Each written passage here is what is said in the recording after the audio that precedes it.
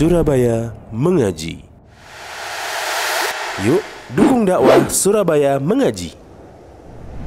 Salurkan harta terbaik Anda untuk operasional dakwah.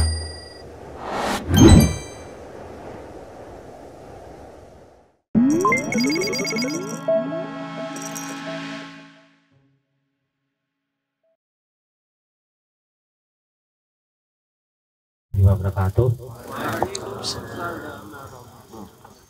Alhamdulillahirrabbilalamin. Wassalatu wassalamu ala asrofil anbiya'i wal mursalin wa ala alihi wa sahbihi ajma'in, amma ba'd. Ikhwan sekalian yang dirahmati Allah Subhanahu wa taala. Alhamdulillah, sebelumnya marilah kita bersyukur kepada Allah Subhanahu wa taala yang dimana kita telah diberikan kesehatan, kenikmatan serta kesempatan kita bisa menghadiri acara musim-musim. Dan tak lupa juga salawat serta salam kita haturkan kepada Nabi kita, Nabi Muhammad SAW, beserta keluarganya, sahabatnya, serta orang-orang yang senantiasa teguh mengikuti sunnahnya. Ya, sekalian yang dirahmati Allah Subhanahu wa taala. Untuk selanjutnya di kali ini kajian sesi yang pertama, yang sebelumnya pembukaan. Nah, di kajian yang pertama ini bertemakan amalan-amalan sunnah. Nah, amalan-amalan sunnah apa saja yang ketika kita di gunung insya Allah akan dibahas oleh Ustaz Abdul Aswad Al-Bayati. Nah, untuk ikhwan sekalian yang dirahmati Allah Subhanahu wa taala, bagi teman-teman yang kami menginformasikan yang ingin mengecas HP sudah disediakan oleh panitia di samping tenda panitia atau samping tempat registrasi. Dan bagi teman-teman yang belum registrasi, hendaknya segera registrasi. Nah, sekalian yang dirahmati Allah Subhanahu wa taala, untuk menyingkat waktu kajian, untuk kepada Ustadz Abdul Aswad, persilahkan.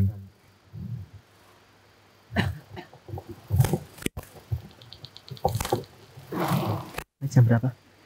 Jam 7:04. Nanti yang habis kan jawab. Oh iya, sekarang 6:30. Oh iya.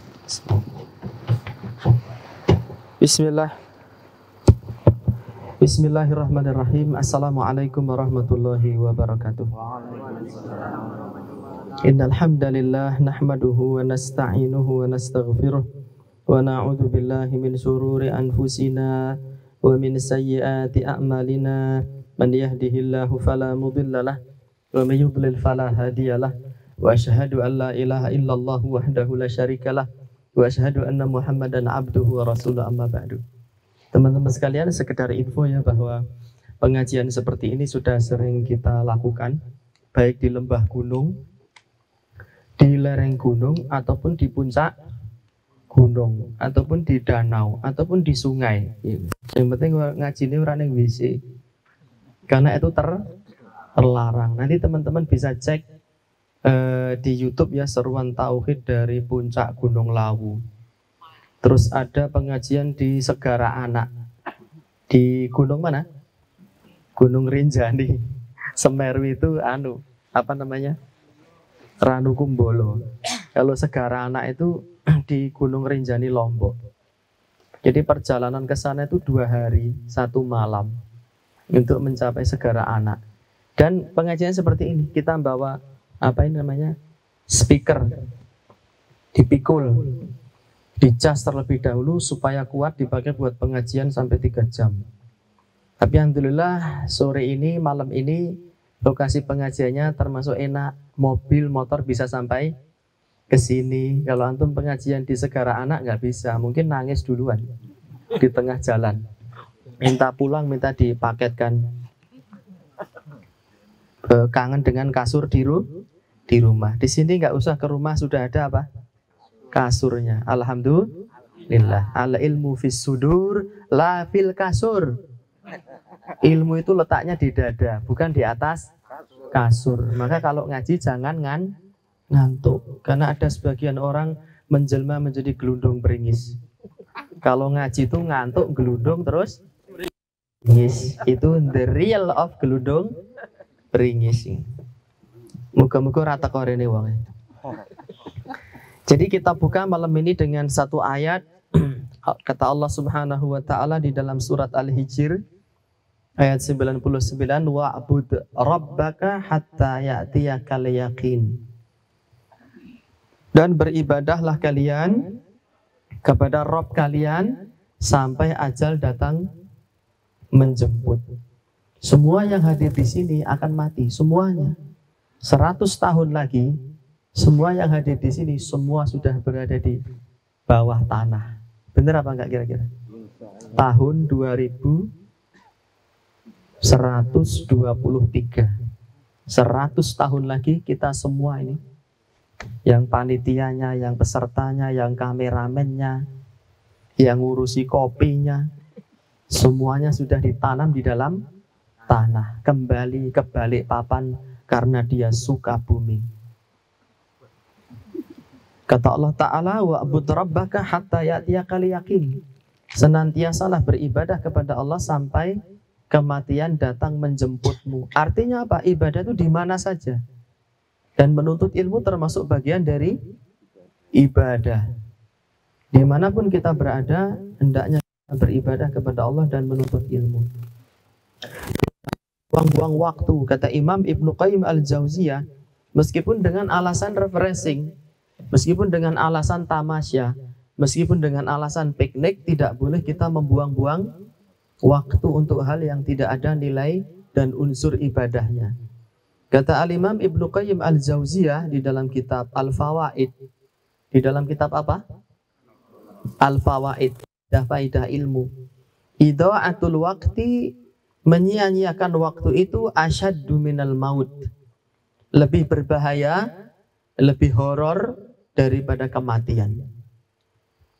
Li'anna idha'atal waqti, karena menyia-nyiakan waktu, taqta'uka 'anillah wa daril akhirah.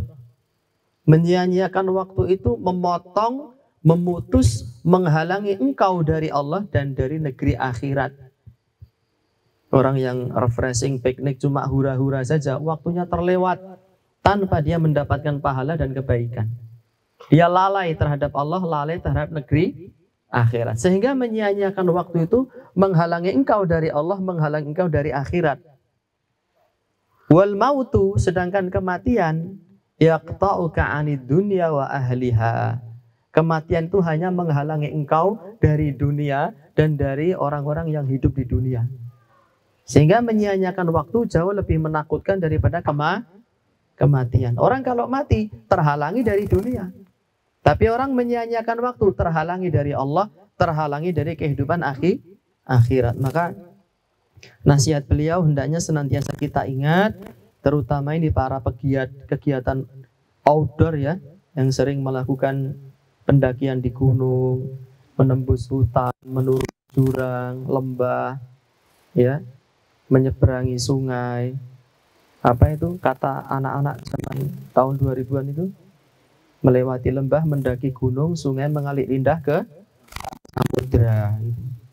Maka kita harus senantiasa ingat nasihat Imam Ibnu Qayyim itu. Kemudian untuk merealisasikan perjalanan kita agar senantiasa berbau ibadah, bernilai unsur ibadah, amalan sunnah apa saja yang bisa kita lakukan? Sunnah di sini bukan sunnah menurut pengertian para ulama ahli fikih. Kalau dilakukan berpahala, kalau ditinggalkan tidak berdosa. Bukan begitu maksudnya. Sunnah, amalan sunnah yang kita maksudkan di sini adalah kullu ma sadara anin nabi. Semua hal yang bersumber dari Nabi, min qaulin, ya sallallahu alaihi wasallam, baik berupa ucapan, au fi'lin atau perbuatan, au sifatin atau sifat, ya, khalqiyah au takririn atau persetujuan, au sifatin atau sifat khalqiyatan kanat am khuluqiyatan, sifat fisik maupun sifat non fisik. Semua yang bersumber dari Nabi, baik berupa ucapan, perbuatan, persetujuan dan sifat fisik maupun sifat non fisik. Semua yang berasal dari Nabi itu disebut sunnah. Dan semua yang berasal dari Nabi itu ada yang hukumnya wajib, ada yang hukumnya sunnah. Itu maksudnya.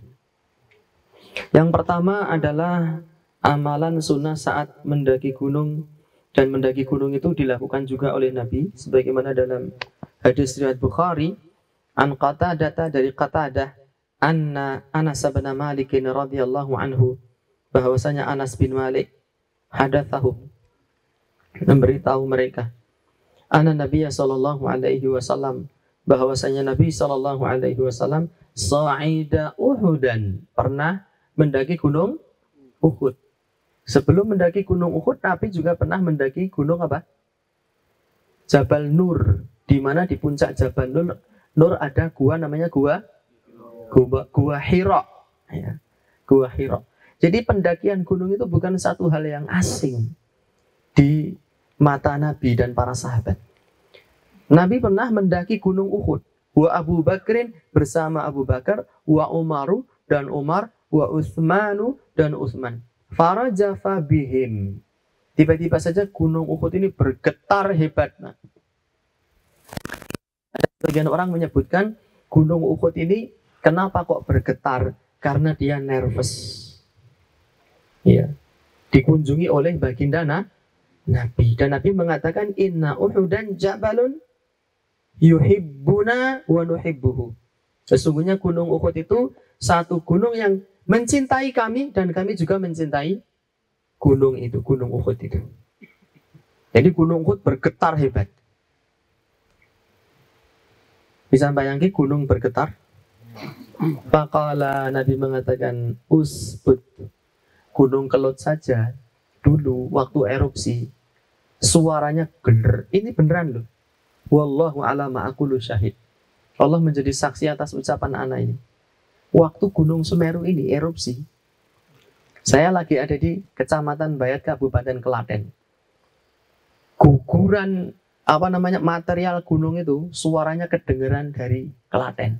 Geler, geler. Saya kira waktu itu orang bunyikan apa? Petasan. Langsung saya komen di Facebook, ini suara apa ya? Kok gelar-gelur, gelar-gelur? Ada Ustadz Dagi Abu Usama yang semalam ketemu sama saya, menginformasikan Gunung Kelut sedang erupsi. Gelur, gitu, suaranya dahsyat sekali. Padahal saya dari Klaten ke sini ini berapa jam? 11 jam kayaknya, atau 10 jam. Numpak Gagak Rimang. Saya kesini naik motor loh, mungkin ada yang nggak tahu ya.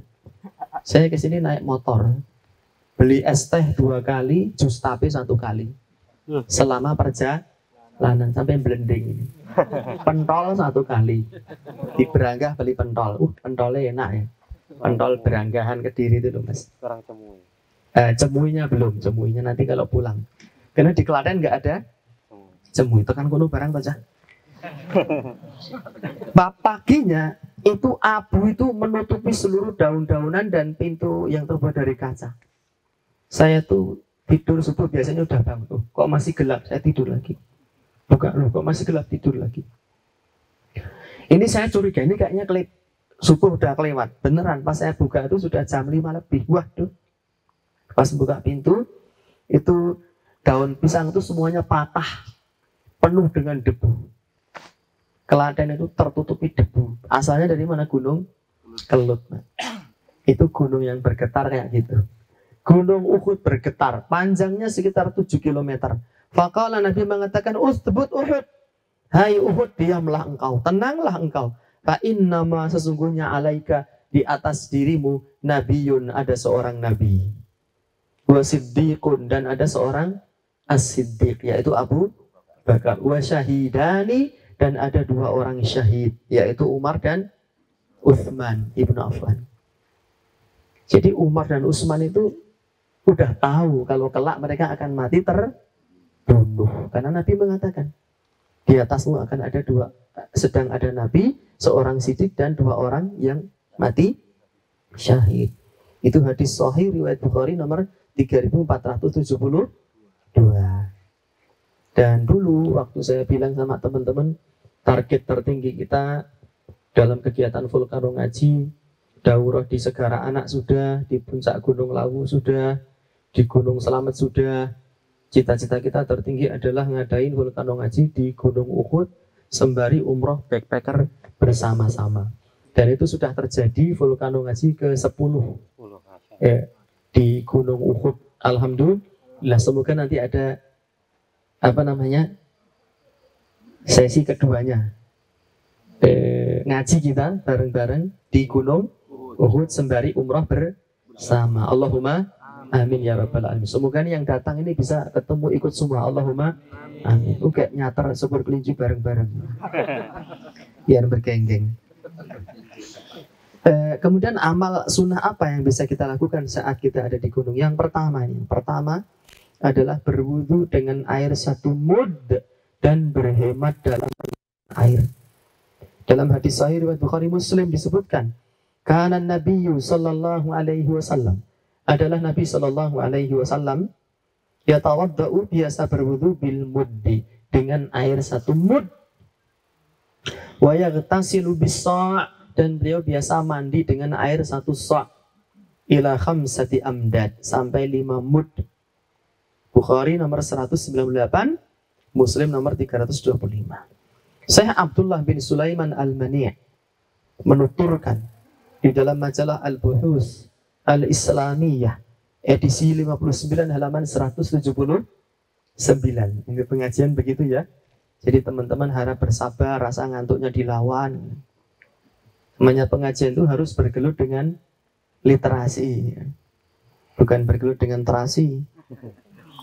Waqad bahasat, kata beliau, dan sungguh telah membahas hay'atu kibaril ulama, perkumpulan para ulama besar, fil mamlakatil arabiyyati saudiyah, di KSA, kerajaan Saudi Arabia, miqdar as-sa', ukuran 1 sa' bil kilogram, jika dikonversikan ke ukuran kilogram.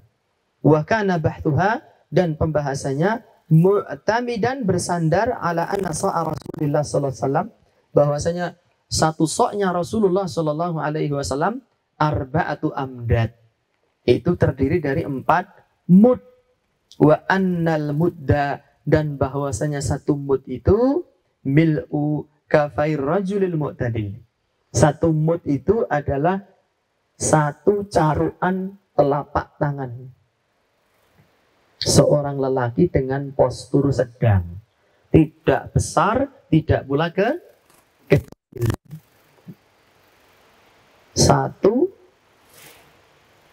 ukuran yang terdapat di dalam 2 telapak tangan seorang lelaki berukuran sedang. Jadi kira-kira airnya segini. Nih. Segini. Air yang ada di telapak tangan ini. Bisa bayangin? Ini kalau pakai segelas ini ya, kelebihan ini. Jadi Nabi biasa berwudu dengan air 1 mud, kira-kira 3/4 gelas ini. Ya. Dan itu sunnah Rasulullah Sallallahu Alaihi Wasallam. Berwudu dengan air 1 mud. Kalau antum di rumah di masjid berwudunya pakai berapa? Saya 7 ember. Itu menyelisihi sunnah. Menyelisihi sunnah. Kerannya diuruk ke soro-soro maksimal. Soro itu dibaca kongan sih. Bro, enggak boleh itu.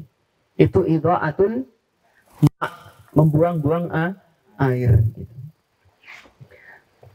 Pada prakteknya untuk memudahkan wudu, kita bisa menggunakan botol spray atau apa? Semprotan itu. Gimana caranya Ustaz? Saya kok nggak kepikiran berwudu dengan air 1 mud. Kita praktekkan saja. Dan ini merupakan sunnah, teman-teman. Kalau ada di gunung, yang namanya air itu menjadi barang yang sangat apa? Langka dan mahal. Langka dan mahal kalau di gunung. Mata air nggak setiap pos itu ada. Gitu. Saya akan praktekkan wudu dengan air 1 mud. Bismillah. Antum perhatikan ya. Perhatikan baik-baik. Nanti kalau antum sedang umroh, naik pesawat, Terus harus sholat itu jangan tayamum, di pesawat ada air.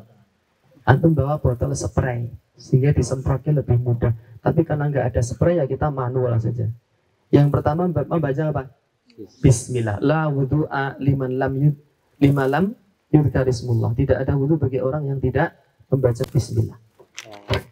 Oh ya, di sini aja biar kelihatan ya.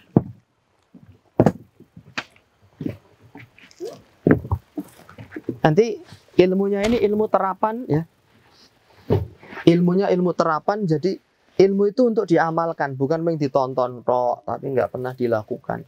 Sesekali kalau di rumah berwudulah dengan air 1 mud ya, tapi jangan pakai kopi, atau teh, Coca-Cola itu nggak boleh.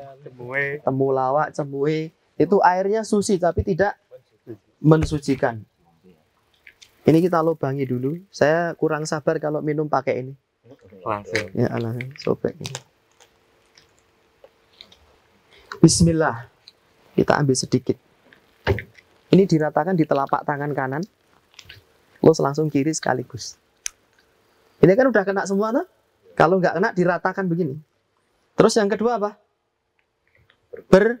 Berkumur itu sekalian berkumur sekaligus menghirup di apa? Hidung. Istinsyaq. Bismillah. Nah, sekali saja karena ngirit. Karena yang wajib itu 1 kali, yang sunnah 2 atau 3. Setelah berkumur, basuh muka ini sedikit ini. Langsung kita basuhkan ke muka dari tempat tumbuhnya rambut secara normal. Ya, Bismillah. Yang apa namanya nggak jenggot di sela-sela ini. Ya. Jadi definisi muka itu antara telinga dan telinga dan tempat mana itu sya'ar, tempat tumbuhnya secara normal. Karena ada orang tempat tumbuhnya rambut sama dagu ini. Yang sini ini termasuk kategori wajah. Ini udah diratakan. Setelah membasuh muka apa? Membasuh tangan sampai siku. Ya. Ilal mirfaqoin. Ila itu menuju sampai ke, berarti mirfaqoin menjadi tujuan. Dimulai dari sini terus di apa namanya? Sampai ke sikut. Jadi nyucinya dari sini ke bawah. Ya. Kanan ini udah rata ini insyaallah. Dikit. Terus mencuci tangan kiri. Setelah itu sisa air yang ada di tangan diusapkan ke kepala, ya kan? Ditarik ke belakang sampai ke tengkuk ya. Bahasa Jawanya cenjel. Dikembalikan ke depan gini. Ya. Terus jari telunjuk mengusap bagian dalam telinga, jempol mengusap bagian luar telinga. Sekali gini. Kemudian yang terakhir mencuci kaki sampai mana? Sampai mata kaki tok. Saya ngelihat ada orang mencuci kaki sak pupu-pupune itu kosong. Wudu apa? Luluran, Zat. Luluran ya. Bismillah. Ya, ini kalau berwudu ini di sela-sela jari itu dipastikan air mencapai. Yang sering terluput sela-sela jari sama apa? Tumit. Kemudian yang sebelah kiri. Selesai.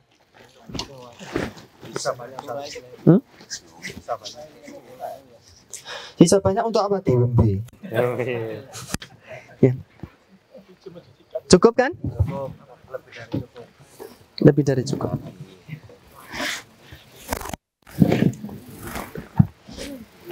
Allah khairan Mas Firda. Nah, air 1 gelas ini ternyata cukup untuk berwudu 2 atau 3 orang. Teman-teman sekalian. Saat ada air kita nggak boleh tayamum. Orang kok wong siji ngentekke air 1 liter, dia masih ada di pos 5, turun ke base camp itu perjalanan 1 hari. Botolnya bawa 2 liter. Tinggu wudu 1 liter, tinggu cawik 1 liter. Entek. Setelah itu kehausan mangap-mangap. Itu contoh pendaki yang apa? Ngah-ngoh. Pendaki yang apa? Nggak punya manajemen. Jadi mendaki itu butuh ilmu, butuh manajemen packing, manajemen macam-macam, manajemen waktu. Ya, kalau enggak mendaki itu hanya bermodal nekat, dia hanya perlu menghitung saat yang tepat untuk berjumpa dengan kematian. Apa horor? Kalau mendakinya abal-abal, dia hanya menunggu saat yang tepat untuk berjumpa dengan malakul maut, dengan kematian. Nauzubillahi min dzalik. Yang kedua, bertayamum saat ada air, baik untuk kepentingan wudhu maupun untuk kepentingan mandi janabah. Ya, di gunung misalnya mimpi basah itu bahasa Jawanya teles. Nah, saat mimpi basah mau mandi kan nggak ada air cukup, maka antum bertayamum. Kata Allah Subhanahu wa taala, wa in kuntum marda, dan jika kalian sedang sakit, aw ala safarin, atau sedang berada dalam kondisi safar, aw jaa ahadum minkum minal ghaib, atau kalian baru saja datang selesai dari buang air besar, aw lamastumun nisa, atau kalian menyentuh wanita, maksudnya menjimai wanita, ajidu ma'a, dan kalian tidak mendapati air, fatayammamu sa'idan thayyiba, maka bertayamumlah dengan permukaan yang suci. Famsahu biwujuhikum wa aydikum min, usaplah wajah kalian dan tangan kalian dengannya. Surat Al-Maidah ayat 6. Prakteknya tayamum itu dengan satu tepukan, plok gitu, terus diusapkan ke wajah sampai mana? Sampai tok. Bukan apa sikile barang di bumi tekan gon pupu, di loto pakai kan suci dalam debu. Akhirnya ngambil pasir dikuosok-kuosok, angkangannya barang kuosok. Itu model apa cahal. Na'udzubillahi min dzalik. Mengharap lombanya kan bebek. Makanya ada teman saya itu sa'i dan thayyibah itu nggak mesti harus ada apa namanya, secara visual. Waktu naik bis macet di jalan tol, waktu subuh datang bingung kan apa permukaan. Kata teman saya, ini wis gerpol tangannya ditempelin buat rawap itu, jadi mukanya jadi kayak ketek ugleng gitu, topeng monyet itu loh, raimu ketek ugleng aja, main mantap kok ternyata. Jadi beribadah itu bukan ukurannya kemantapan, kecocokan. Sallallahu alaihi wasallam. Begitu. Jadi tayamum itu satu kali tepukan, plok, terus diusapkan ke wajah, telapak tangan sampai pergelangan kanan itu terus ya. Sudah, kita niatnya wudhu sah, kita niatnya mandi janabah juga sudah sah, teman-teman sekalian. Yang mudah suci tidak. Baru 2 hari sebuah hadis riwayat Abu Dawud dan Ibnu Hibban, Nabi melihat seorang pemuda yang menguliti domba, tapi agak Nabi mengatakan, saya kasih tahu cara menguliti domba. Di antara kulit dengan daging domba, desakkan masuk gitu sampai ke ketiak, sehingga menguliti domba bisa dilakukan dengan cepat. Fadhahaba wa shalla bin nas wa lam yamus sama. Setelah memasukkan tangannya ke dalam perut domba itu antara kulit dengan daging, beliau pergi langsung mengimami sholat tanpa menyentuh air. Kira-kira kena lemak nggak? Tapi itu tidak najis. Tapi itu suci. Ya, Nabi sholat, bajunya itu masih ada sisa air mani yang dikerik, cuma dikerik air mani. Yang menempel di jubah itu yang kering dikerik. Dan masih ada sisanya dan itu dilihat oleh Aisyah.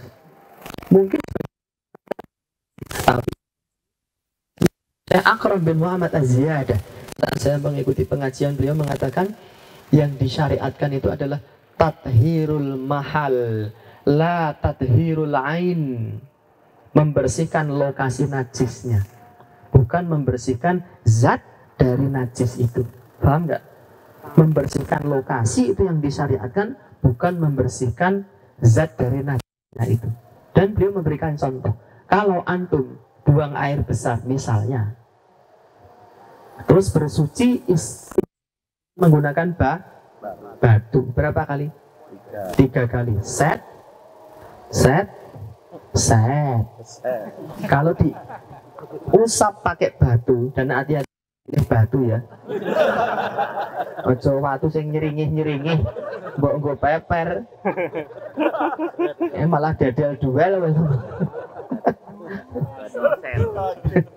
Ojo watu nom. Batunya yang mulus, jangan yang runcing-runcing. Nggo peper gimana? Baiknya harus operasi ambeien apa istijmar. Nah, kalau diusap dengan 3 batu 3 kali itu, kira-kira loh ya, itu sudah bersih, merecet, pure 100% apa enggak? Pure 100%? Enggak. Buktinya coba antum ambil tisu, lalu diset, masih ada sisanya enggak?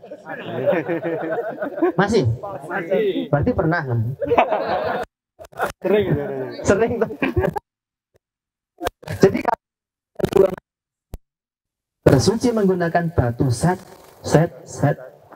itu sudah suci antum sholat. Meskipun masih ada semburat.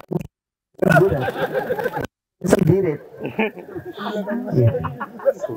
Iya. Sehingga yang disyariatkan kata beliau membersihkan lokasi dan bukan membersihkan zat dari kenajisan. Sekiranya zat najisnya itu sudah hilang loh ya, meskipun masih ada sisa dikit, itu ma'fu, dimaafkan. Wah, aku pengen telu kok, pengen telu nengi jangan gadul, enggak? Belum suci kalau seperti itu.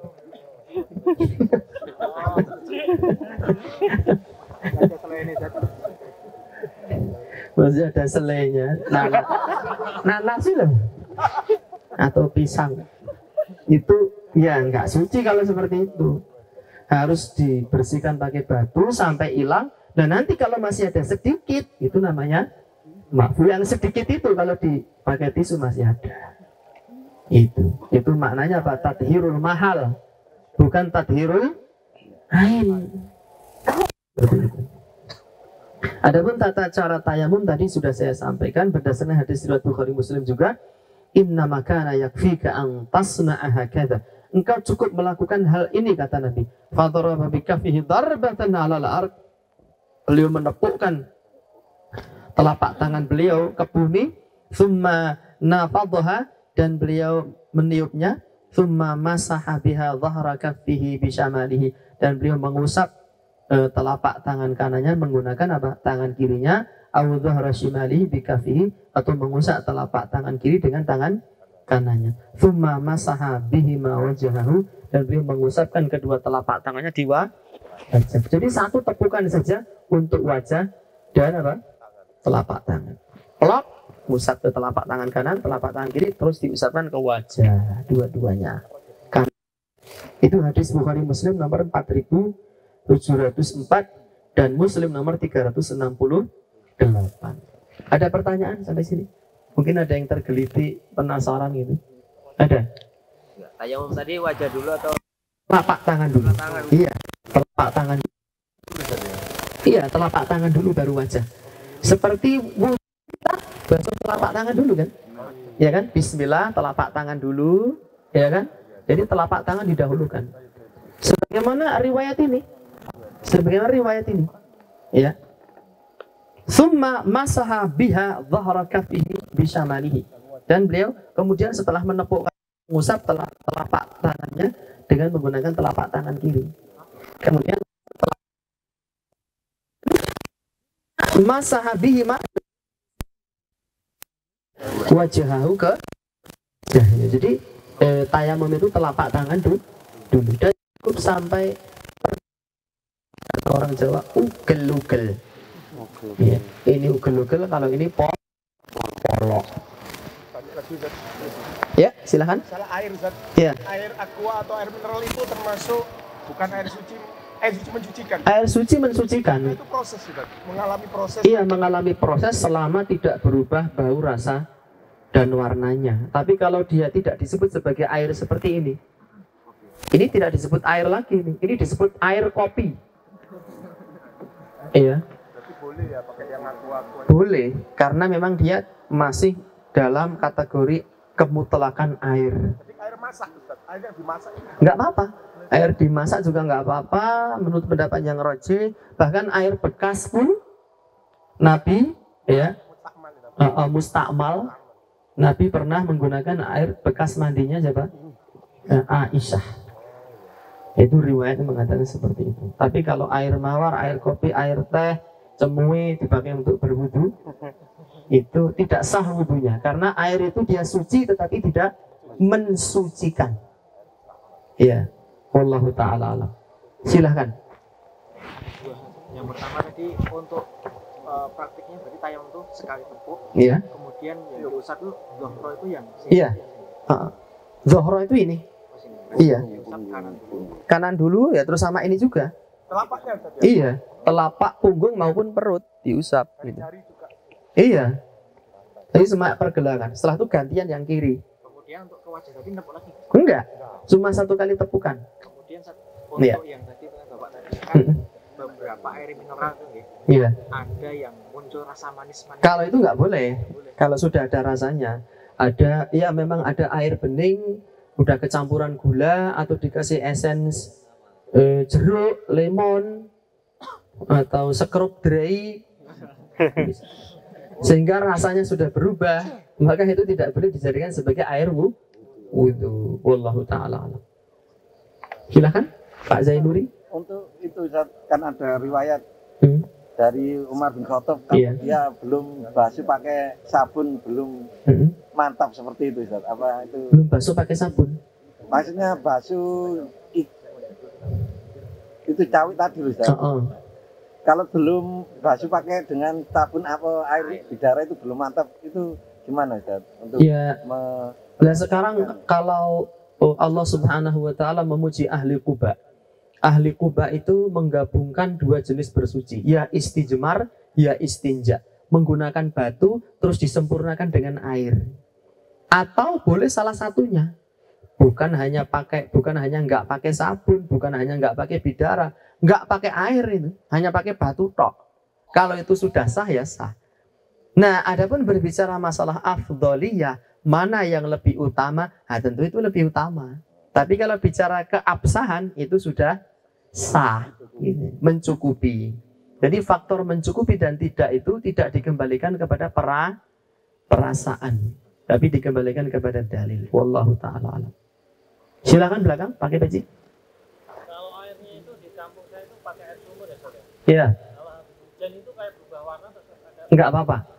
Selama dia tidak keluar dari kemutlakan air dan warnanya itu masih ada bening-beningnya, tapi kalau sudah berubah coklat seperti air sungai yang kecampur tanah, berubah jadi seperti kopi susu, itu enggak boleh.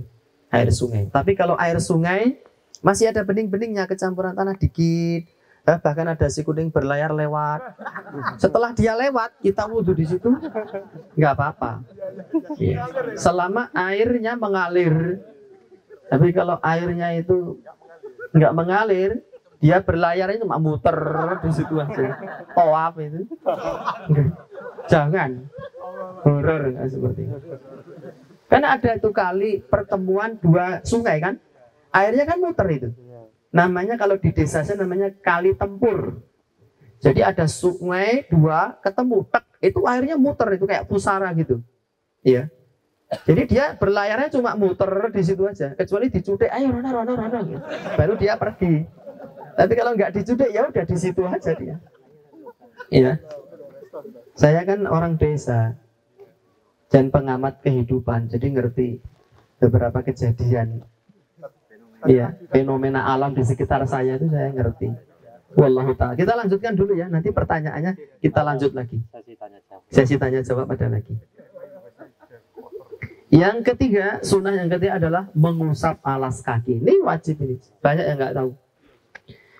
Disebutkan dalam sebuah riwayat bahwa Safwan bin Asal mengatakan, Fa'amarana Rasulullah, kami diperintahkan. Fa'amarana afwan, kami diperintahkan.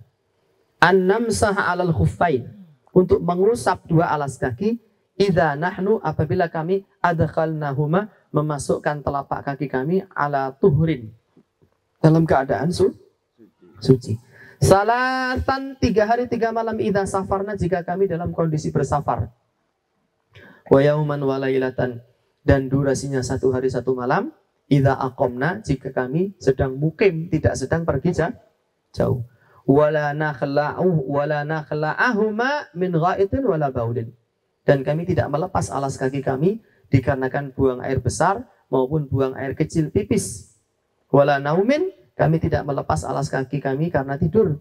Wala nakhla'ahuma illa min janabatin, kami tidak melepasnya kecuali dikarenakan apa? Junub, kondisi junub. Dan ini mengusap alas kaki ini hadisnya mencapai derajat mutawatir. Syekh Ibnu Utsaimin mengatakan, mimma tawatara haditsu man kadzab wa man bana lillahi baitan wahtasab wa ru'yatun syafa'atun wal haud wa mashul khuffaini wa hadi ba'd. Termasuk hadis mutawatir itu hadis man kadzab. Man kadzaba alayya muta'ammidan falyatabawa maq'adahu minan nar. Barang siapa berdusta atas namaku, kata Nabi, hendaknya siap-siap mengambil tempat duduknya di neraka. Yang kedua hadis man bana lillahi baitan wahtasab, barang siapa membangun rumah karena Allah dan berharap pahala, banallahu lahu baitan fil jannah, maka Allah akan bangun bagi dia rumah di surga. Ini hadis yang mutawatir. Wa ru'yatun, hadis tentang melihat Allah di akhirat. Wa syafa'atun, hadis tentang syafaat. Wal haud, hadis tentang telaga Nabi. Wa mashul khufain, dan hadis tentang mengusap alas kaki. Itu semuanya hadis mutawatir. Dan ini satu-satunya masalah fikih yang disebutkan, dimasukkan oleh para ulama di dalam kitab-kitab akidah. Karena nggak ada yang menolak pensyariatan mengusap alas kaki ini kecuali ahli bid'ah yang sesat dan menyesatkan. Seluruh ahli sunnah mengimani orang Islam diperbolehkan mengusap alas kaki. Maksudnya begini, prakteknya itu. Kalau teman-teman tadi dari rumah pakai sepatu, ya, kakinya itu suci, tidak kena najis, ya, nggak harus wudu dulu. Yang penting kakinya suci. Masukkan ke dalam sepatu, terus datang ke base camp, terus naik gunung, sampai di pos 3 mau sholat, wudu seperti biasa, sepatu nggak usah dilepas, wudu seperti biasa. Giliran kita mau cuci kaki, cukup diusap bagian atasnya sekali, set. Ya, pakai sisa air yang ada di tangan yang kita pakai cuci, nggak usah dikerucuk banyu, banyunya melepuh no, teles no, hasilmu bosok no. Kan gitu, mambu, rangan, kena kutu air nanti. Jadi cukup diusap bagian atasnya, set. Dan itu sudah sah. Kemudian sholatnya tetap pakai sepatu. Kalau pipis gimana? Nggak usah dicopot sepatunya, tinggal wudhu lagi. Kalau buang air besar gimana? Nggak usah dicopot, buang air besar pakai sepatu. Iya, neng gunung itu yang nggak mungkin bisa jadi mungkin, Pak. Peper yang aku godong aja mungkin di gunung. Nyari batu itu di sebagian gunung susah, Pak. Di lokasi tertentu, misalnya di hutan lumut, nyari batu susah, Pak. Adanya tanam-tanaman, daun-daunan. Atau buang air besar, istijmarnya pakai daun godong itu loh. Tapi yang gue godong ya delok-delok, taruh godong tebu. Damen ada gatel kabeh. Atau daun apa tuh, jelatang. Latang. Yang gatal itu loh, panas banget itu. Latang. Itu kalau bahasa Jawa namanya kemadu. Kalau di kalangan para pendaki gunung namanya daun jelatang. Itu ada durinya kesenggol daun itu panas kebakar. Lah malah tok nggo peper. Apa kiamat kubro itu. Na'udzubillah min dzalik. Nah, teman-teman sekalian, di antara cara bertahan hidup di gunung itu kita kasih tahu nih, orang bolo rata kandani. Rungokno bolo. Jadi kalau kita kehabisan bekal makanan itu, kita boleh makan pucuk-pucuk daun. Cara mengetahui daun itu beracun apa enggak, antum ambil pucuk, usirkan sedikit di tangan. Kalau tidak menimbulkan iritasi, ya tidak menimbulkan merah, insya Allah itu aman untuk dimakan. Atau antum ngamati binatang yang ada di gunung, iya, koyek misalnya. Kalau itu kayak bedes, bahasa Surabaya bedes, bahasa Pacitan koyek, bahasa Kediri apa? munyuk. Munyuk. Munyuk itu sepupunya kedai. Nah, antum lihat, kalau ada bedes itu dia makan pucuk-pucuk daun tertentu, berarti itu aman. Ditiru, iya. Karena dia lebih berpengalaman daripada kita. Iya. Dia ahlu dari adra bima fiha. Penduduk satu negeri lebih ngerti sikon negerinya daripada orang lain. Kita kan tamu ini. Yang lihat makan apa tadi? Oh, dia makan daun misalnya. Daun apa yang di atas itu namanya? Lupa saya. Apa teman? Bukan edelweiss, satunya apa tuh? Kok edelweiss? Edelweiss kan bunga. Ya Allah, lupa saya. Yang banyak di puncak Gunung Lawu itu daun apa namanya? Warnanya kadang hijau merah itu. Lupa saya. Kok cipluan gunung ora nang cipluan. Cipluan nang sawah. Bukan di gunung. Kadang cipluan. Ora nang cipluan. Jadi caranya seperti itu. Diusirkan. Kalau aman maka makan. Tapi biasanya nanti akan muntah karena belum terbiasa. Harus dipaksa. Muntah makan lagi, muntah makan supaya kita bisa hidup. Ada pertanyaan berkaitan dengan mengusap alas kaki, betul? Yang apa? Iya. Ngompol di atas kasur.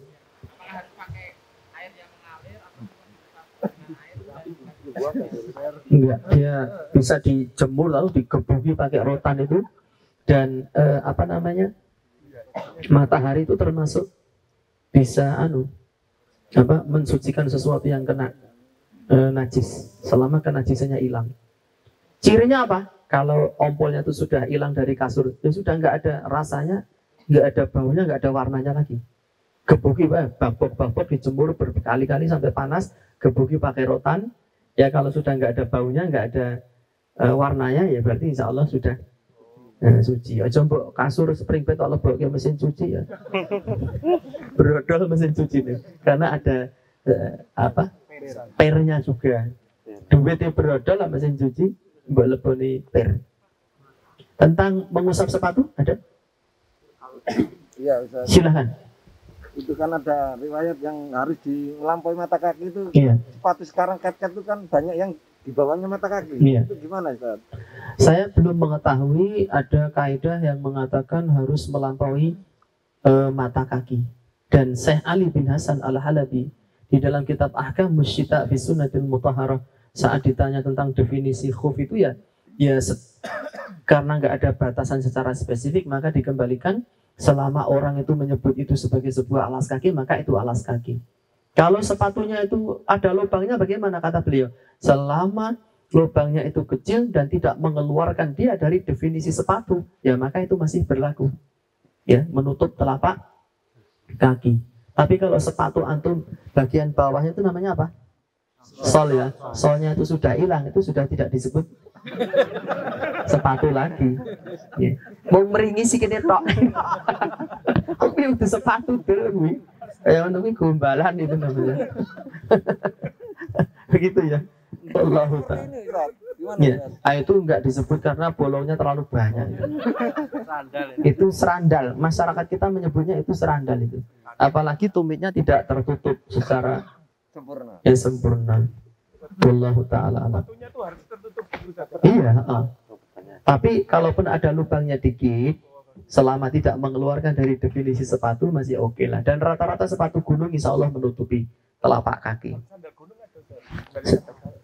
Itu kan sendal, bukan sepatu. Iya taki. Kita lanjutkan dulu ya. Itu tentang mengusap apa? Alas kaki. Sunnah yang keberapa? Keempat.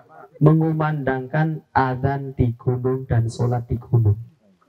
Saya bertanya, sunnah mengumandangkan adzan di gunung bisa nggak dilakukan di selain gunung?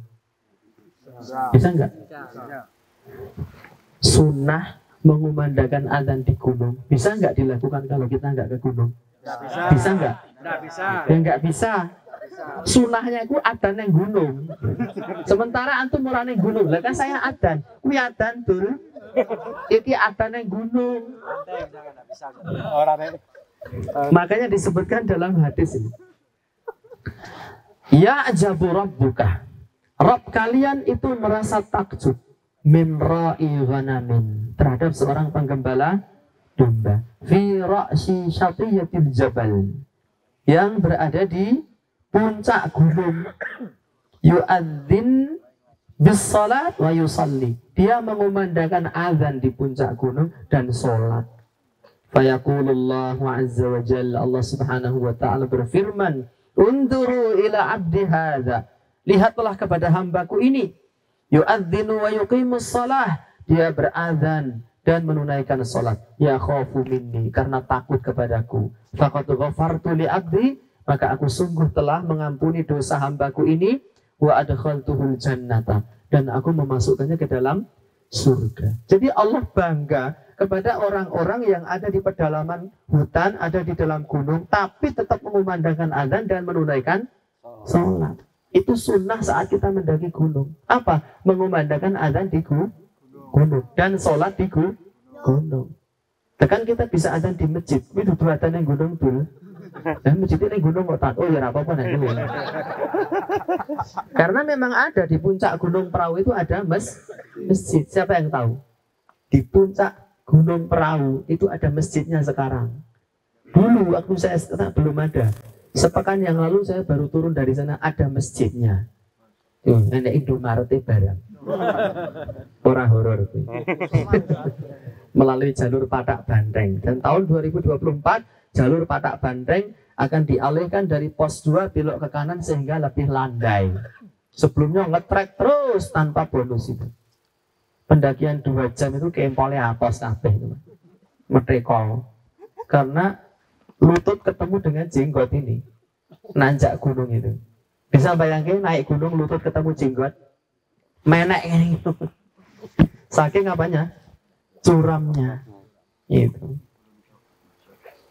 Jadi kalau teman-teman sedang mendaki gunung, wayai sholat, salah satu segera mengumandangkan adzan. Cari tempat yang sekiranya longgar lalu adzan. Ya, Allahu Akbar, Allahu Akbar. Nanti Allah akan berfirman di langit sana, unzuru ila abdi hadza, lihatlah kepada hamba-hambaku ini. Ya. Dia berada di pedalaman hutan, dia ada di gunung, tapi dia mengumandangkan adzan dan dia menunaikan salat. Faqad ghafartu li abdi, aku sungguh telah mengampuni dosanya, wa adkhaltuhul jannah, dan aku masukkan dia ke dalam surga. Jadi ada nggak pendaki gunung masuk surga? Ada. Kalau dia melaksanakan sunnah-sunnah Rasulullah Sallallahu Alaihi Wasallam. Jangan malah semakin mendaki semakin jauh dari aturan agama, semakin banyak dosanya. Na'udzubillahi min dzalik. Itu. Dan disunahkan untuk jamak qashar. Nah, Nabi Sallallahu Alaihi Wasallam mengatakan dalam hadis sahih, ma min salasatin fi qaryatin wala badwin, tidaklah ada 3 orang fi qaryatin yang berada di satu desa, wala badwin atau di tengah pedalaman, la tuqamu fihimus salah, mereka tidak menunaikan salat, illa stahwadha alaihim syaitan, kecuali setan menguasai mereka. Jadi para pendaki, aktivis outdoor itu yang tidak sholat itu, suka atau tidak suka, enggan atau tidak enggan, mereka telah dikuasai oleh setan. Makanya mereka paling takut itu kepada setan. Karena memang udah enggak sholat. Jadi kasus-kasus kesurupan di gunung itu yakin fix nggak sholat dia. Fa alaika bil jamaah, maka wajib bagi kalian untuk melakukan jamaah. Fa innama ya'kulu dhi'bu al-qasiyah. Karena serigala itu hanya memangsa domba yang terpisah dari rombongannya. Serigala hanya memangsa domba yang tidak berjamaah. Ya. Maka kalau ada pendaki gunung tidak sholat berjamaah, tidak melakukan sholat, dia rentan dimangsa oleh setan. Dan dimangsa bukan berarti digigit kepalanya, dihisap darahnya, enggak. Dia disesatkan dari jalan Allah Subhanahu wa taala. Pendakiannya tidak berkah, justru malah semakin menambah dosa. Naudzubillahi min dzalik. Yang keberapa? Kelima, menentukan arah kiblat. Caranya ada dua minimalnya ini. Kalau mau ada yang nambahin, tafadhol, ahlan wa sahlan. Yang pertama yang paling mudah, melihat posisi matahari. Cetok? Oh, itu kalau siang. Nek bengi, kalau bengi mendeteksi kiblat dengan lumut yang ada di pepohonan. Teman-teman sekalian, di antara sifat lumut itu dia menyimpan energi panas. Lumut itu. Jadi misalnya ini pohon. Misalnya, kenyataannya kan memang pohon dia. Ini pohon, ada lumutnya, bener nggak? Kiblatnya mana ini? Sana kan? Misalnya sekarang ini malam hari, iya kan? Malam hari. Berarti tadi jam 12 sampai jam 5 sore matahari posisi ada di mana? Ada di sana kan? Dan dia menyorot pohon ini. Set. Lumut yang ada di sisi timur ini, ya kan? Sini kan timur ya. Ini sisi timurnya pohon, sana sisi baratnya pohon. Lumut yang menempel di pohon di sebelah timur inilah yang selama 6 jam terkena sorotan matahari. Dari jam 12 matahari menyorot dari arah timur. Ya. Kemudian dia tenggelam ke sisi barat. Sana kan barat. Dari jam 12 berarti matahari menyorot ke sini kan, ke timur, kemudian sampai tenggelam. Nah, lumut yang ada di sisi barat itu, yang sore tadi masih kena sinar matahari, sementara yang di sini, yang sebalik sini kan nggak kena sinar, uang mataharinya di sana. Lumut ini yang di sebelah barat, yang sore tadi terkena matahari, itu kalau malam masih terasa hangat, masih terasa hangat. Maka lumut yang ada di pohon nanti antum gerayai endi sing anget. Bagian anget itulah insya Allah arah barat, sehingga tinggal geser sidik. Paham nggak itu? Paham ora paham sakar bocah. Nanti yang nggak paham tanya temennya. Jadi ternyata kita bisa mendeteksi arah kiblat saat kita berada di hutan belantara di tengah malam gelap gulita, digerayai. Pastikan jangan antum meraba itu pohon, pastikan itu pohon. Ojo anaconda. Mbok gerayai, ya timplak gundul pun. Karena ular itu kalau memakan mangsanya mesti dimulai dari kepala. Kenapa? Kenapa? Kenapa nggak makan dari kaki? Hah? Bukan ngelawan. Lah kalau antum dimakan kakinya tengen, asing kiwa ngetolang dong.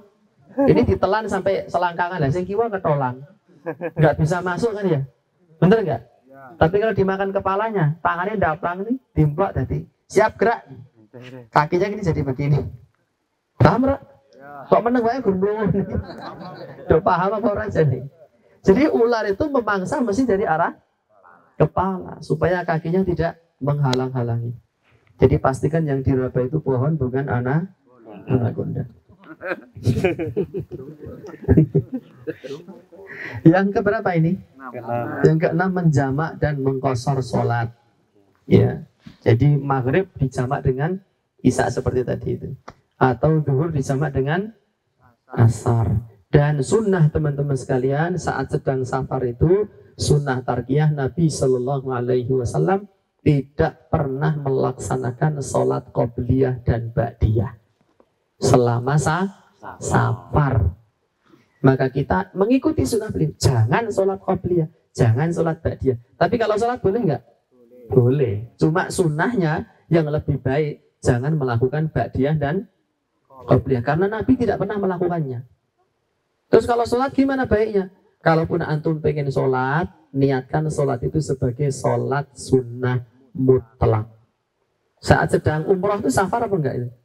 Safar. Jangan qobliyah, jangan ba'diyah. Lain orang lain sholat tok, maksud saya suruh diem. Yuk, antum sholat boleh, tapi niatnya sholat sunnah mutlak. Tidak ditentukan jumlahnya. 2 rakaat salam, sholat lagi. 2 rakaat salam, sholat lagi. Boleh. Sebanyak-banyaknya. Di Masjid Nabawi, di Masjidil Haram. Itu yang disampaikan oleh Al-Imam Muhammad bin Saleh Al-Utsaimin rahimahullah. Tinggal berapa menit lagi? 10 menit lagi. 10 menit lagi. Ya, sunnah yang keberapa ini? Yang ke-7, sholat dengan menggunakan alas kaki. Kata Nabi SAW, khaliful Yahuda, selisihilah oleh kalian orang Yahudi Zionis. Fa innahum, sesungguhnya mereka la yusalluna fi ni'at, tidak pernah sholat di atas sendalnya, wala khifafi, tidak pernah mau sholat di atas sepatunya, alas kakinya. Nabi pernah sholat jamaah menggunakan kaki. Dan berapa rakaat Jibril turun ngasih tahu Muhammad, sendalmu terkena najis. Lalu di tengah sholat Nabi alas kakinya gitu. Di tengah sholat lepas, terus melanjutkan sholatnya. Para sahabat yang di belakang melihat pas alas kaki, ikut-ikutan melepas alas kaki. Selesai sholat Nabi bertanya, kenapa kalian melepas alas kaki? Karena Nabi melepasnya, maka kami ikut-ikutan. Kata Nabi, saya diberitahu Jibril, alas kaki saya kena najis. Kalau kalian nggak najis, nggak usah dilepas alas kakinya. Dan Nabi tidak diperintahkan untuk mengulangi sholatnya dari awal. Menunjukkan bahwa hukum Islam itu baru berlaku saat kita sudah faham dan punya ilmunya. Kalau nggak ngerti, benar-benar nggak ngerti, maka belum catat, belum diberlakukan hukum. Buktinya Nabi sholat dari awal kena najis. Kalau kena najis kan berarti nggak sah tuh sholatnya. Tapi kan Nabi nggak ngerti, maka tetap sah karena nggak ngerti kok. Setelah tahu langsung dilepas dan Nabi diperintahkan untuk terus melanjutkan sholat dan tidak usah mengulangi sholatnya. Kalau sholatnya nggak sah ya berarti Nabi harus mengulangi dari awal. Tapi nggak usah mengulangi karena yang tadi nggak tahu. Antum misalnya makan sate kiri misalnya, nggak tahu. Mangan, enak ya satenya, jamal. Di tengah dapat setengah bungkus dikasih, ini sate kiri lu. Dosa nggak antum? Nggak ngerti ya. Kecuali sudah ngerti, nanggung tak entek ini. Nambah, itu baru dosa. Adapun yang setengah tadi karena belum tahu maka tidak dianggap dosa. Paham ini? Nah, itu sholat dengan menggunakan alas kaki boleh kita lakukan saat kita berada di gunung. Antum mendaki sholat pakai sepatu, pakai sendal, sunnah loh itu. Ya, karena orang Yahudi nggak pernah mau sholat pakai sepatu dan sendal. Adapun orang Islam harus nyoba, itu sunnah Nabi. Tapi jangan di masjid kampung, anggo sepatu mlebu masjid sholat, ya ditapui takmir masjid, ya tampari kiwatan. Sholatnya itu saat di gunung satu, yang kedua saat sholat hari raya di lapangan itu nggak kebagian tikar, udah sholat pakai sepatu, pakai sendal, los. Itu merupakan sunnah. Atau saat antum macet di tengah jalan tol, waktu sholat pinggir jalan tol pakai sepatu, pakai sendal, nggak apa-apa. Bahkan saat di Masjidil Haram itu, di pelataran tuh banyak yang sholat pakai sepatu dan sendal, termasuk askarnya itu, polisi. Mereka pakai sepatu sholat. Dan itu sunnah. Dan kita sulit untuk melakukan itu kalau kita nggak mendaki gunung. Makanya saat mendaki gunung kesempatan emas untuk menjalankan sunnah Rasul Sallallahu Alaihi Wasallam, yaitu sholat menggunakan alas kaki. Yang ke berapa? Yang ke-8, observasi waktu subuh. Yang ke-9, menyingkirkan gangguan di jalan. Yang ke-10, bertakbir saat menanjak dan bertasbih ketika turun. Nah, ini masalah takbir dan tasbih ini banyak yang salah kaprah. Ya, saat saya mendaki Gunung Lawu, ketemu rombongan dari pondok pesantren, mereka capek itu jam 1 malam capek lewat jalur Cemoro Sewu. Ya, ustadznya takbir, Allahu Akbar bareng-bareng. Takbir, Allahu Akbar. Tambah semangat. Takbir, Allahu Akbar bareng-bareng. Sunnah itu saat bertakbir itu bagian dari zikir. Itu sendiri-sendiri. Bukan takbir jama'i. Ya. Dan lafaz takbirnya ya Allahu Akbar gitu aja. Jangan Allahu Akbar, Allahu Akbar. Mendaki gunung anggota barang. Bukan begitu. Saat kita mendaki gunung, jalannya naik, bertakbir sendiri Allahu Akbar, Allahu Akbar gitu. Kalau turun baca Subhanallah sendiri-sendiri, bukan dikomando. Tasbih berjamaah, takbir berjamaah, bukan begitu. Ya, sehingga masing-masing kita sendiri-sendiri bertakbir Allahu Akbar, Allahu Akbar. Kenapa kok naik itu membaca Allahu Akbar? Allah Maha besar, Allah lebih besar. Kita mendaki gunung tinggi, Allah lebih tinggi, Allah lebih besar. Saat turun kita membaca tasbih. Maha suci Allah dari sifat turun dan sifat rendah. Sifat yang rendah maksudnya, afwan. Karena kalau sifat turun, Allah punya sifat turun.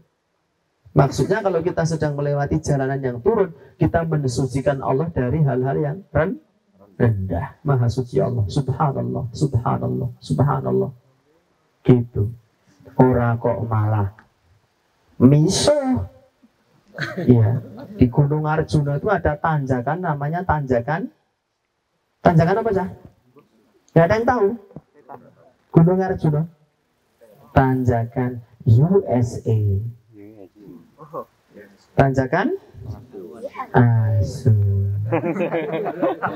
Katanya itu tanjakannya ekstrim sehingga bikin capek. Gitu. Jadi bukan bertakbir tapi malah mengumpat. Karena orang setiap kali naik di situ dia, maka disebut dengan tanjakan. Nah itu tadi. Na'udzubillah min dzalik. Jadi kalau bisa pendaki yang ngaji itu lebih banyak lagi sehingga memberi nama nama-nama di gunung di Arab Saudi kan apik, bagus kan? Jabal Rahmah, Gunung Welas Asih, benar nggak? Jabal Nur, Gunung Cahaya. Jabal Uhud, gunung yang satu. Namanya bagus-bagus itu loh. Lagi awak itu ini jenenge ala-ala tanjakan aja. Horor. Enak menungso kaya ngono kuwi. Enak ora? Teko rene rawangan. Na'udzubillah min dzalik. Jadi seorang muslim mukmin saat nanjak dia bertakbir, berzikir. Alladzina yadhkurunallaha qiyaman wa qu'udan wa 'ala junubihim. Orang senantiasa berzikir kepada Allah dalam keadaan berjalan, berdiri maupun duduk, bukan malah mengumpat, miso. Ya nggak boleh. Lihat pemandangan yang bagus, wedian, wah apik tenan ini. Nggak boleh seperti itu. Masya Allah, gitu. Zikir. Ya, sehingga beda sekali kualitasnya pegiat alam yang mengaji dengan pegiat alam yang hanya ikut-ikutan. Setiap kali nanjak gunung, dosanya semakin bertambah banyak. Na'udzubillah min dzalik. Adapun seorang muslim, setiap kali berkegiatan dia mengantongi pahala dan rahmat Allah Subhanahu wa ta'ala. Nah, teman-teman sekalian, Al-Imam Ibnu Utsaimin mengatakan bahwa tidak pernah tersebut dalam sunnah bahwa zikir ini dilakukan tatkala mukim. Maknanya, kalau teman-teman lagi di rumah, tidak sedang pergi jauh, tidak sedang safar, punya rumah lantai 2, naik ke lantai 2, Allahu Akbar, Allahu Akbar. Itu nggak ada sunnahnya. Ketika turun tangga, apa? Subhanallah, nggak ada. Jadi zikir ini disebutkan saat seseorang sedang apa? Safar, kata beliau. Kata beliau, fayaqtasirul asfar fi hadha yaqtasu wa inna ma yusabbih la fa innahu minha nazala wa idza yukabbiru la. Ini malah pangapunten nuwun sewu, ini apa jenenge? Tulisan Arab iki maut-maut ini. Ya.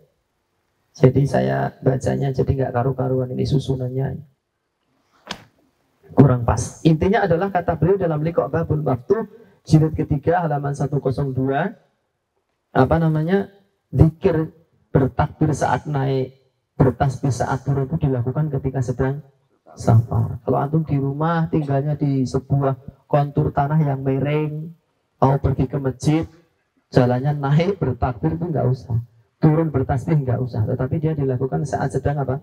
Safar. Demikian pula saat dia turun dari sepeda motor nggak usah bertasbih, turun dari mobil nggak usah bertasbih, mau naik kuda bertakbir, itu nggak ada sunahnya seperti itu. Tetapi zikir ini khusus dilakukan saat sedang bersafar dan dilakukan sendiri-sendiri, bukan dengan berjamaah. Wallahu ta'ala alam bisawab. Dan sunnah berikutnya berzikir ketika takjub, melihat indahnya ciptaan Allah. Sunnah berikutnya amar ma'ruf nahi mungkar, melarang dari kemungkaran, mengucapkan salam, ya, tersenyum saat ketemu dengan pendaki yang lain, ya, karena senyum itu merupakan sedekah. Apalagi jalan di gunung itu biasanya cuma setapak, lewati ada orang duduk di situ menengahi, diam saja, cemberut, pecuca-pecucu, lambinnya kayak selumbat ambil. Padahal yang namanya tersenyum itu merupakan sunnah. Bersedekah, mengingatkan waktu sholat, menjelaskan pandangan syariat terhadap mitos-mitos yang berkembang berkaitan dengan lokasi tertentu. Punya air, punya snack, ditawarkan kepada temannya. Yang terakhir kayak ini, waktunya udah mau habis, yaitu menghindari duduk atau berbaring dengan posisi sebagian badan terkena matahari, sebagiannya tidak. Duduk atau berbaring, sebagian badannya kena naungan, sebagian lainnya tidak. Disebutkan dalam satu riwayat, Nabi sallallahu alaihi wasallam naha, bahwasanya Nabi sallallahu alaihi wasallam melarang an yujlasa baina ad-dhahi wad-dhil, melarang dari duduk di antara naungan dengan tempat yang panas. Waqala, dan Nabi mengatakan majlisus syaitan, itu adalah tempat duduknya setan.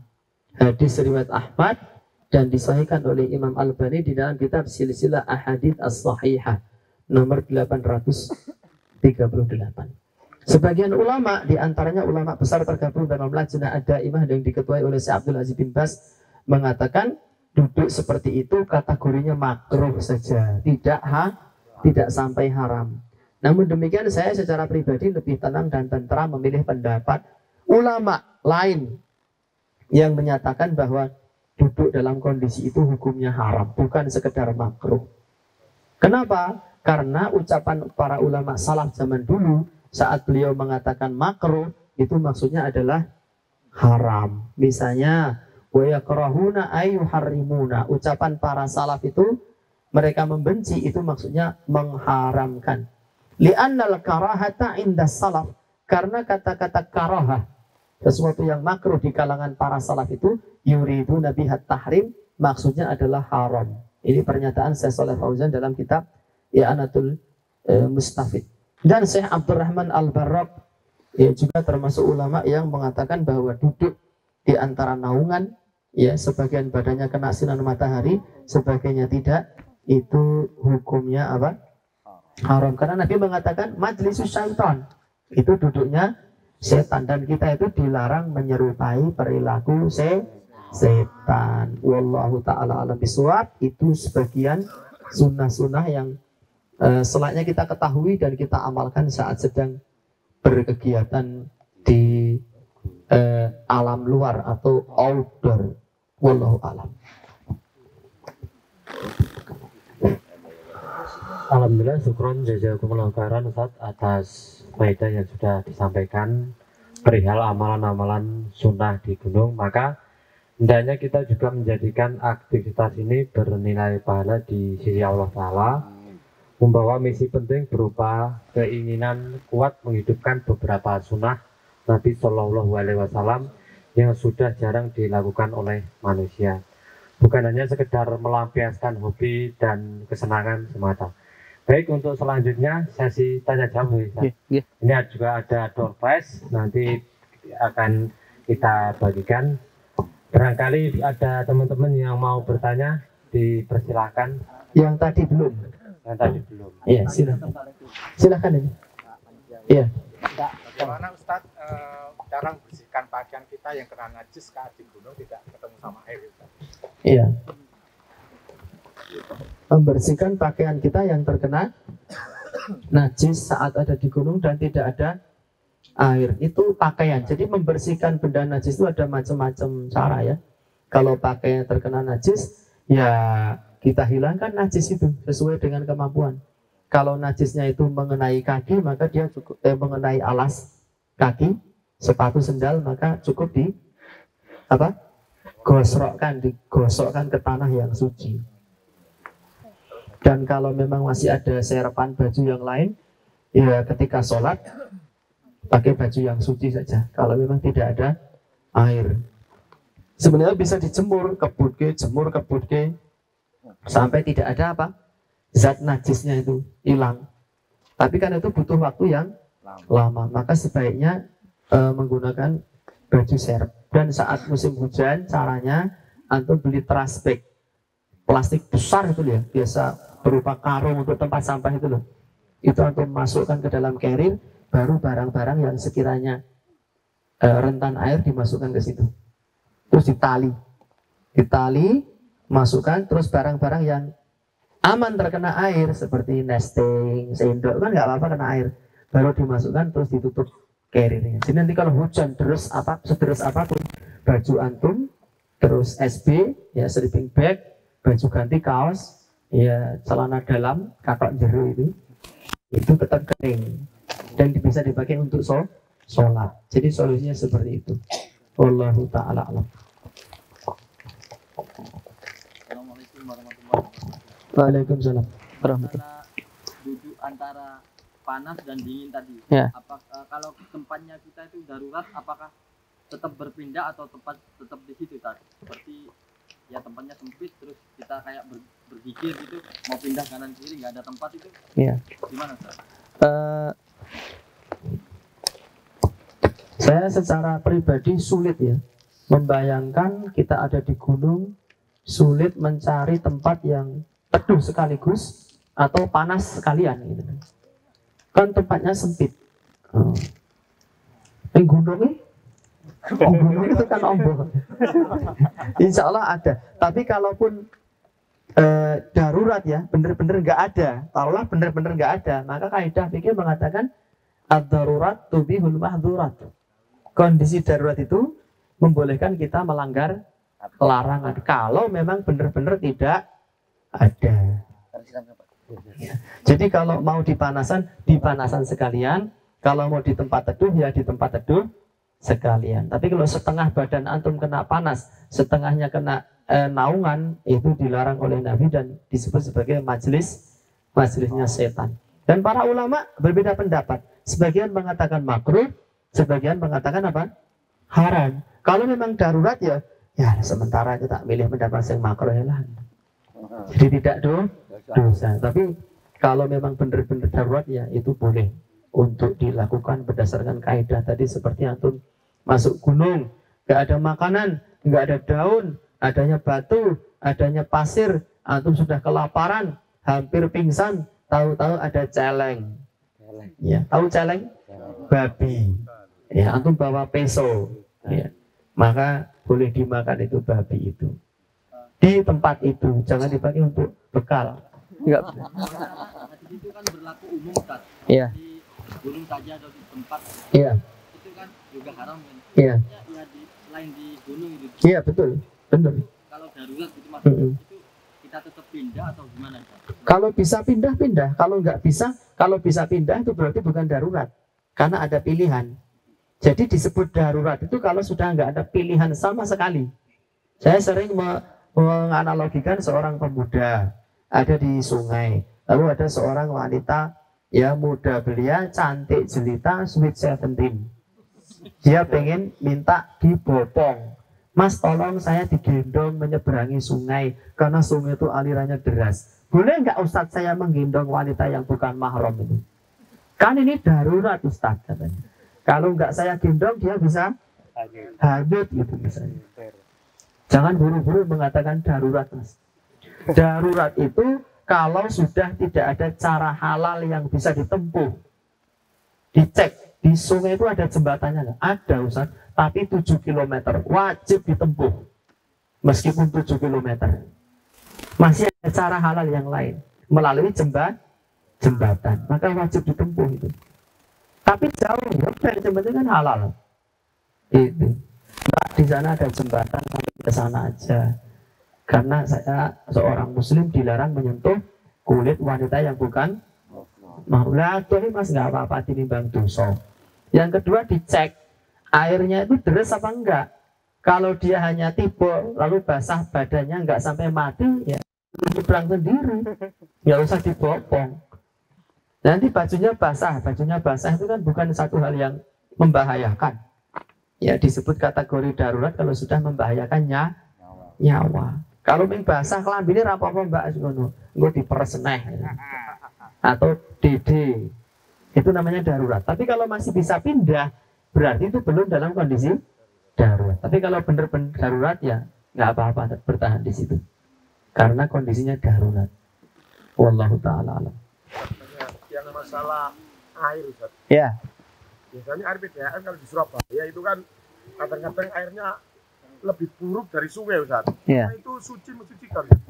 Ya kalau sudah warnanya berubah, ya kemudian baunya juga berubah, rasanya juga berubah, ya sudah enggak mensucikan lagi. Itu kalau di PDAM di Surabaya seperti itu Ustaz. Iya.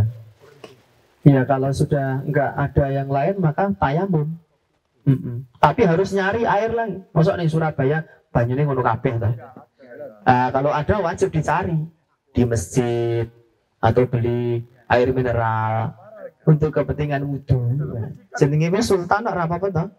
Wudhunya pakai aqua. Wallahu a'lam. Silakan Mas Mujahid. Jihad. Waalaikumsalam. Izin bertanya Ustaz. Iya. Bagaimana kita caranya Melihat apa? pakaian kita itu suci atau Heeh.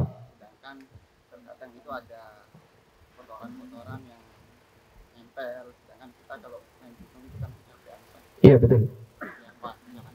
Ya sudah. Ya kita harus mengetahui benda-benda yang najis itu apa saja. Kalau keringat, tanah, getah, darah itu bukan benda yang najis. Selama kita tidak mengetahui berdasarkan data dan fakta yang empiris ada benda najis menempel di pakaian kita, maka kembali ke hukum asal bahwa pakaian kita itu suci. Gitu. Kecuali secara visual ada, ini memang selai nanas ini, benar-benar nempel di celana saya. Maka kita hukum itu najis. Selama kita nggak tahu, ya nggak apa-apa. Sholat pakai itu. Wong Nabi aja sholat pakai sendal yang ada najisnya juga sah sholatnya. Wong karena tidak tahu. Jadi seandainya di pakaian antum itu ada najisnya, antum nggak tahu ya, antum sholat antum sah karena tidak tahu. Tadi sudah saya sampaikan kaidahnya. Hukum itu baru berlaku saat seseorang sudah tahu. Kalau nggak tahu maka tidak berlaku hukum itu. Sehingga jangan terlalu was-was. Waduh, jangan-jangan badan saya kena najis. Jangan-jangan engkogek. Itu namanya penganut madhab engkogek. Yaitu sering was-was. Para sahabat itu perang. Kondisi perang itu ya badannya penuh darah, penuh luka, penuh debu, penuh tanah, penuh darah. Mereka melakukan sholat khauf dalam keadaan perang. Suci. Bahkan ada sahabat sedang ribat, sholat malam dipanah, jelek, darah mengucur. Beliau tetap melanjutkan apa? Sholatnya. Menunjukkan darah itu tidak najis. Jadi selama kita belum mengetahui berdasarkan data dan fakta yang valid, maka nggak usah dipedulikan. Kembali ke hukum asal yaitu suci. Wallahu ta'ala alam. Hah? Satu lagi mungkin? Ya, pakai kacamata. Terakhir ya.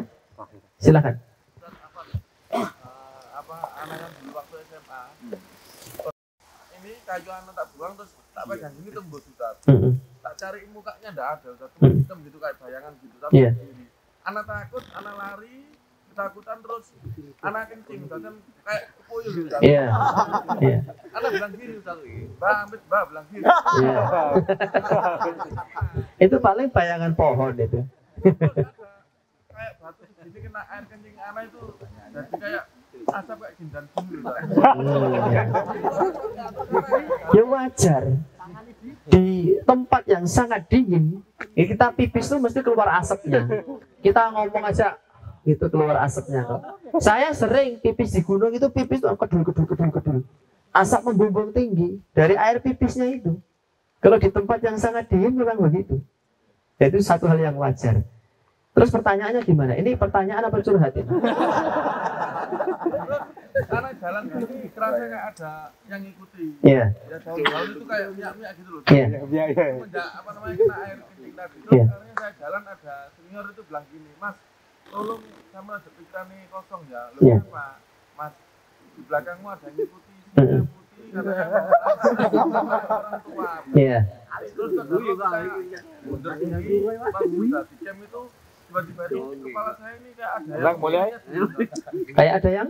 Kayak injak dulu Ustaz. Oh, injak gitu. Terus kaki itu dingin.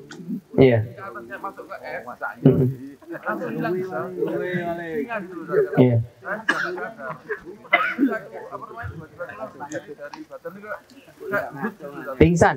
Iya. Terus saya pingsan terus disuruh baca Al-Fatihah berapa kali Ustaz. Iya. Buka mata saya gini kelihatan ada singa putih. Semenjak singa putih itu ada matanya merah gitu Ustaz. Keluyuran gitu. Kalau di sini ada nggak? Nggak ada. Nggak ada. Saya sering takut-takut gitu Ustaz. Iya. Saya mau tanya gimana caranya biar kendal gitu Ustaz. Oh iya, sudah? Nanti pertanyaan saya jawab di materi berikutnya mengatasi gangguan gaib di gunung. Insya Allah ada materi itunya. Ya, karena itu nanti nggak cukup. Pertanyaannya kan panjang seperti skripsi itu ya. Jawabannya harus lebih panjang. Tapi pertanyaan bagus, menginspirasi, membuat saya lebih bersemangat lagi. Allahu Akbar. Wallahu a'lam. Kalau nanti dibahas nanti saja. Insya Allah. Ya. Baik, karena sudah waktunya untuk makan malam. Bagi teman-teman, kita cukupkan untuk sesi yang pertama. Insya Allah nanti sesi kedua kita makan malam dulu. Setelah makan malam lanjut gitu ya.